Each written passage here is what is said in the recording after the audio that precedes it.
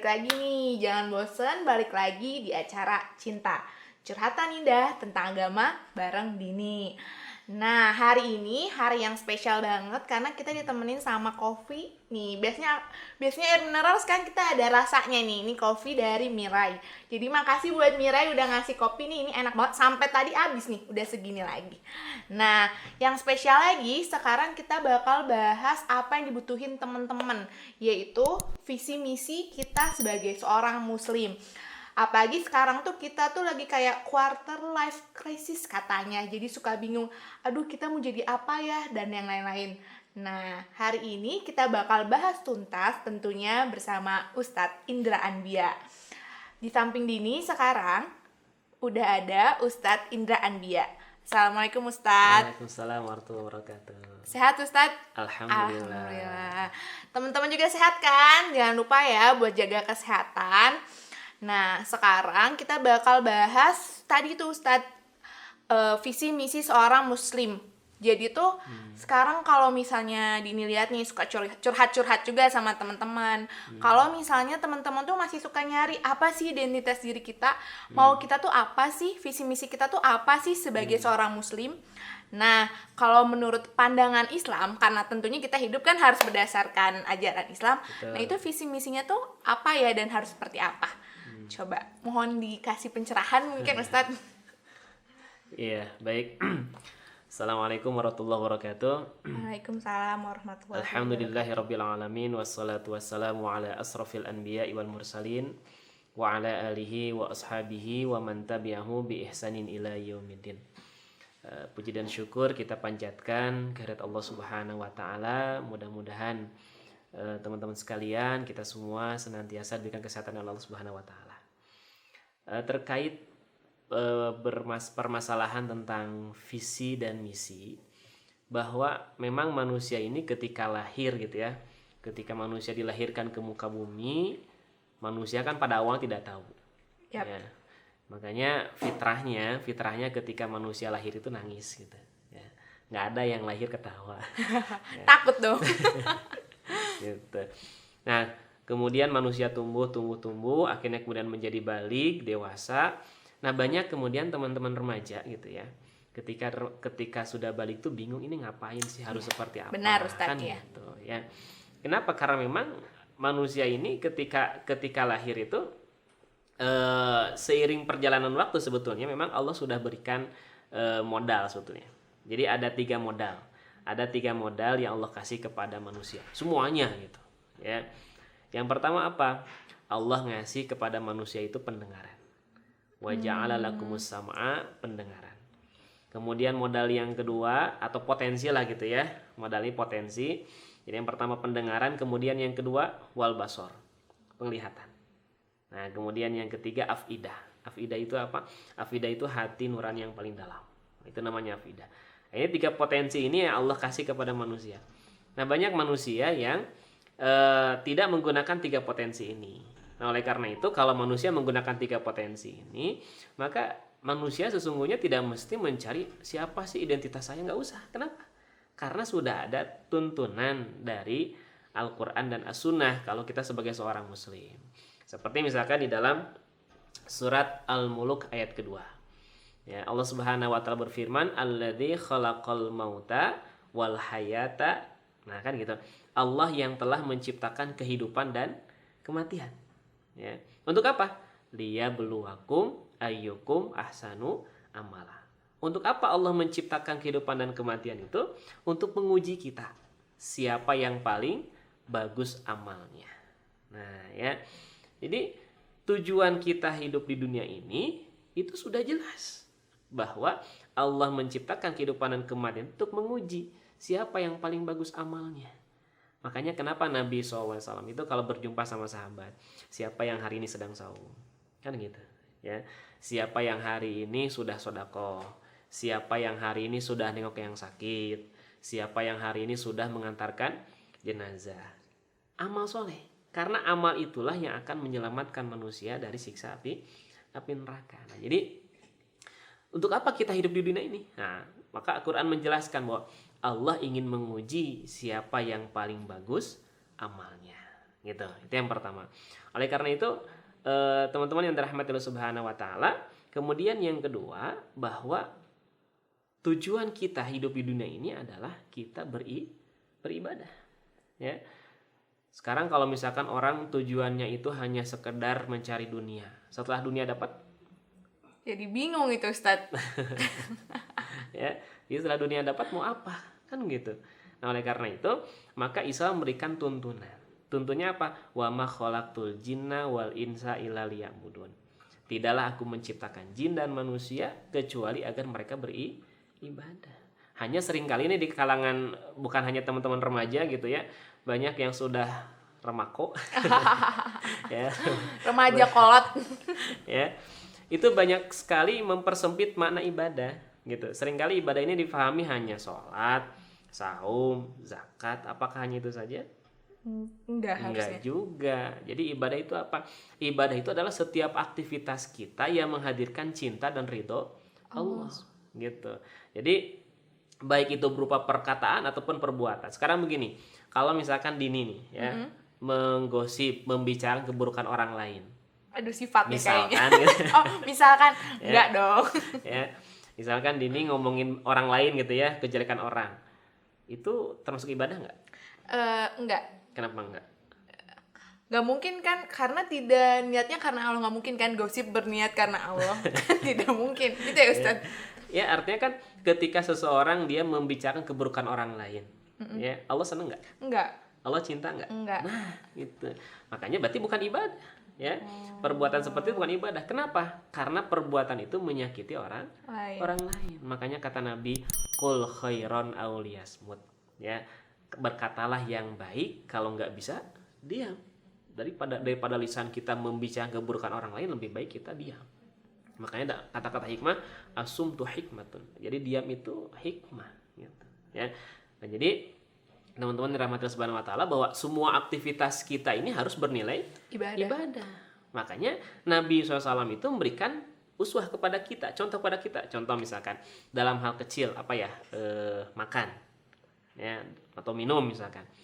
Kan seringkali kita hanya berpikir makan itu hanya untuk kalau lapar makan selesai, ya. Tapi dalam Islam enggak. Gimana makan itu harus bernilai ibadah. Gimana caranya? Berdoa dulu sebelum makan. Terus pakai tangan kanan. Ya. Jadi ada tuntunan dari Nabi supaya ada nilai-nilai pahala, nilai-nilai kebaikan yang bisa kita dapatkan dengan makan itu. Jadi bukan hanya sekedar ketika haus minum selesai, makan lapar makan selesai, bukan hanya begitu, tapi ada nilai-nilai kebaikan ketika mau makan bismillah, kan gitu ya. Makanya kata Nabi SAW, barang siapa yang makan ketika dia makan pas baru pertengahan baru ingat belum baca doa gitu ya, maka kata Nabi, maka setan ikut makan bersama orang itu ya.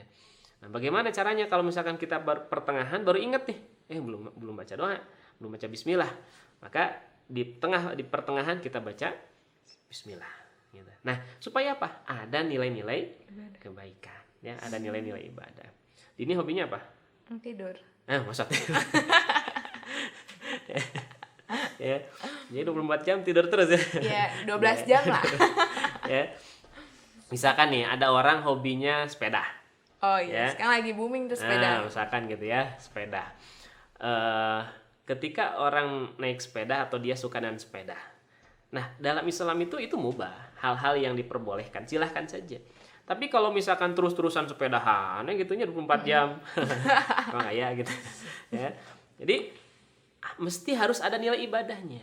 Gitu. Gimana caranya? Niatkan ketika sepedahan itu supaya menjadi sehat.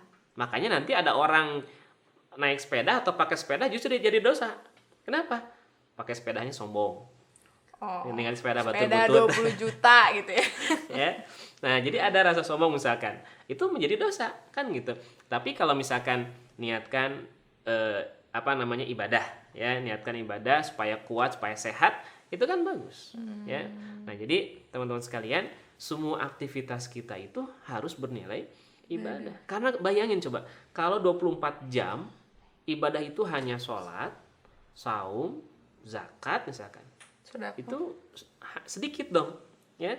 itu sedikit. Kalau ibadah itu hanya ukurannya itu gitu. Nah, makanya bagaimana semua aktivitas kita, ya, semua apa yang kita lakukan ini harus bernilai ibadah gitu. Ya, nah makanya ada dua ayat. Jadi yang pertama bahwa Allah menjadikan kehidupan dan kematian untuk apa? Untuk supaya kita fastabiqul khairat, ya, berlomba-lomba ya dalam berbuat kebaikan. Terus berlomba-lomba. Orang sodakoh, kita juga terpacu gitu kan untuk sodakoh. Orang baca Quran, kita juga termotivasi untuk baca Quran. Orang sepedahan termotivasi untuk sehat, ya, untuk memelihara pemberian Allah. Nah, begitu ya. Kan kata Nabi SAW, al-mu'minul qawiyyu khairum minal mu'minid dhaif. Orang mukmin yang kuat itu lebih baik daripada orang mukmin yang lemah. Jadi jangan dianggap sempit bahwa ibadah tuh hanya sekedar itu saja, enggak. Ya. Kalau ini Ustaz nonton drama Korea, ibadah enggak? Ibadah supaya ya itu hal-hal yang sifatnya dalam konsep Islam itu al-ibahah ya. Jadi hal-hal yang mubah gitu. Kalau itu hanya sekedar ingin refreshing gitu kan. Tapi kalau misalkan 12 jam nonton drama Korea, itu berlebihan ya. Makanya kata Nabi, kul washrob wala tusrifu, makan minum tapi jangan berlebihan. Termasuk dalam aktivitas apapun juga, apa itu sepedahan ataupun aktivitas yang lain, itu jangan sampai berlebihan. Coba Ustadz, kalau misalnya gini, kadang-kadang kita itu keinginannya misalnya ada, kan kalau tadi visi misinya memang harus ke beribadah pada Allah, tapi kita kadang-kadang manusia suka ada kayak target, misalnya pengen, kalau anak muda pengen mobil baru, pengen nanti gede-gede dihormati dan lain-lain. Itu gimana? Boleh nggak kalau dalam Islam? Ya, jadi Islam itu kan tidak melarang ya. Jadi Islam itu nggak melarang bahwa Islam itu harus hidup zuhud. Zuhudnya naon? Hidup miskin. Eta mah bukan zuhud. Ya, kan ada orang yang berpikiran bahwa zuhud itu hidup miskin, hidup kucal, dekil, kumal. Ya, itu mah bukan zuhud namanya, tapi zorok. Ya, jadi kalau zuhud itu dia hidup tidak diperbudak oleh dunia. Silahkan saja. Makanya di surat Ali Imran ayat 14 Allah mengungkapkan, Zuyyina linnas hubbus syahawati minan nisa. Dihiasi kepada manusia kecintaan kepada lawan jenis, kan gitu ya. Laki-laki cinta sama wanita, wanita cinta sama laki-laki ya. Kalau laki-laki cinta sama laki, jangan tiru ya teman-teman yang itu. Nah, kemudian manusia juga cinta untuk punya anak ya. Kalau sudah nikah, belum nikah udah punya anak, bahaya itu. Ya, kemudian yang selanjutnya wal qanatiril muqantarah. Apa itu qanatiril muqantarah? Cinta untuk punya harta benda. Terkait harta benda dirinci oleh Allah dalam Quran. Manusia cinta untuk punya emas, cinta untuk punya perak, cinta atau senang untuk wal khailin musawamah. Jadi kalau sekarang itu kendaraan mewah, ya. Wal an'am peternakan, wal hars pertanian. Nah, artinya Allah rinci. Itu manusiawi, silahkan saja, nggak ada masalah. Teman-teman remaja nih punya impian pengen punya rumah bertingkat 11 lantai misalnya. Ada bandaranya di atasnya, ada helikopter. Ya, Islam nggak pernah melarang itu, silahkan. Ya, punya cita-cita, punya impian itu silahkan. Hanya bagaimana Quran kemudian memberikan warning, memberikan semacam peringatan gitu, ya, bahwa yang dilarang itu cuma satu.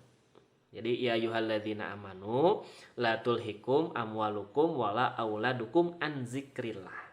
Jadi jangan sampai cinta harta, cinta ingin punya sesuatu, punya impian itu dan ini, jangan sampai lupa zikir kepada Allah, itu yang dilarang. Jadi silahkan punya, kan Rasul juga beliau punya kendaraan ya, unta merah.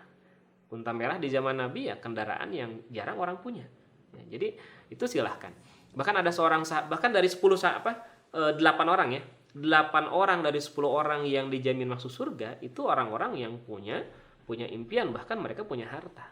Orang-orang yang kaya gitu. Nah, tapi hal itu tidak dilarang oleh Nabi, silahkan saja. Bahkan ternyata orang-orang para sahabat yang kaya-kaya itu justru mensupport, mendukung bagaimana dakwah perjuangan Islam.